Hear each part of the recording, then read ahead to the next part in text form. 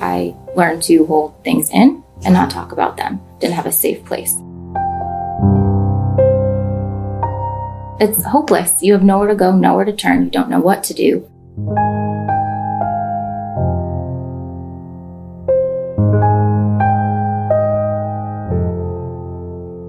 Thank you so much for coming today. Thank you for having me. Let's talk about the hard stuff first Okay. and where it's gotten you to today. So if that's okay with you. Sure. Great. Where to start? It goes way back to when I was little. My family, my parents separated when I was 5.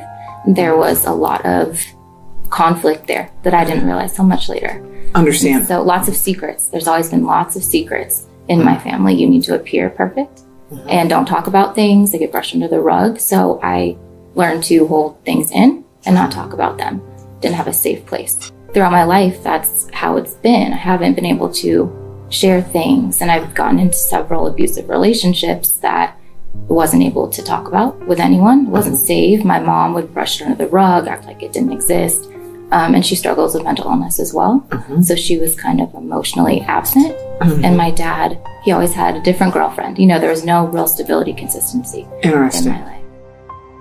What got you out of that emptiness mode? Or do you feel like you're still in that emptiness mode? It's definitely gotten better. I have to work on myself constantly. It's Okay. a work in progress for your whole lives. I believe that, truly. Absolutely. I was forced into therapy, so that was hard at first, but it planted seeds that there are other ways to be. So how were you forced into therapy?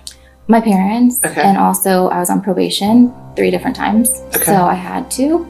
Get probation for? For substance-related Okay. things, stealing. Yeah. Just throughout 12 to 18, I was on probation. Wow. So that whole time consistently, and I had to do, group therapy, family therapy, all that stuff.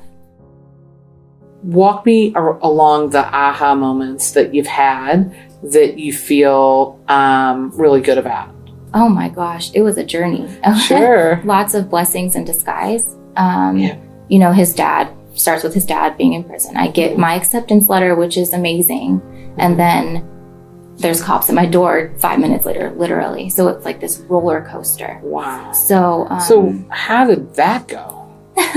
it was a mess. I just, it was just a mess, that constant chaos. Yeah. And it's like I kept getting these little blessings. Eventually, I came out here for school. I met this great group of women. I had a cohort, so it was like 20 of us. That's awesome. It was amazing. It was the best experience ever. And I never looked at it like I have an option to fail. Because I have my son. I had to provide for him. Like, this is what I'm doing. I want my baby to be happy. Yeah. And in order to do that, I need to do this. And it was to build a good life for my son. And in that process, I found a freedom, a feeling of peace. And it was amazing. That is awesome.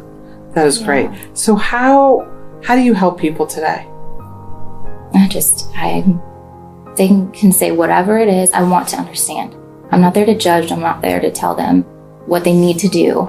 I'm there to sit with them and hold all of this. Like, if they can see that they're telling me this horrendous trauma and all these things they don't want to tell, and if I can be okay in hearing that and sharing in that with them, then it's like, okay, maybe I'll be okay too. Because I just told her this horrendous story and she's all right.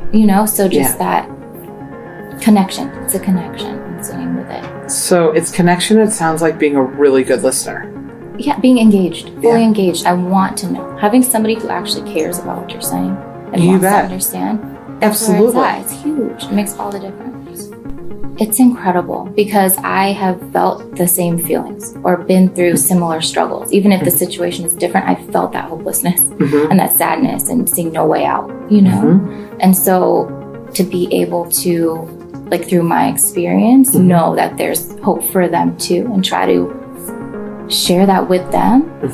I don't disclose a lot, but if I do, it's so they can see, like, there's a way out. And so being able to connect on such a deep level because I understand the pain or, been being through able to connect on such a deep level so you can understand the pain.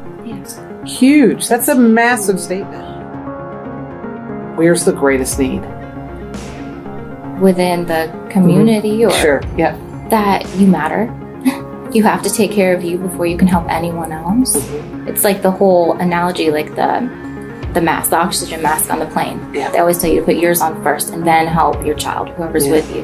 And I always disagreed with that until now, when I realized if I don't put mine on first so I can breathe and I pass out and, you know, whatever, I can't even help my child anyway. Yeah. So you have to help you first.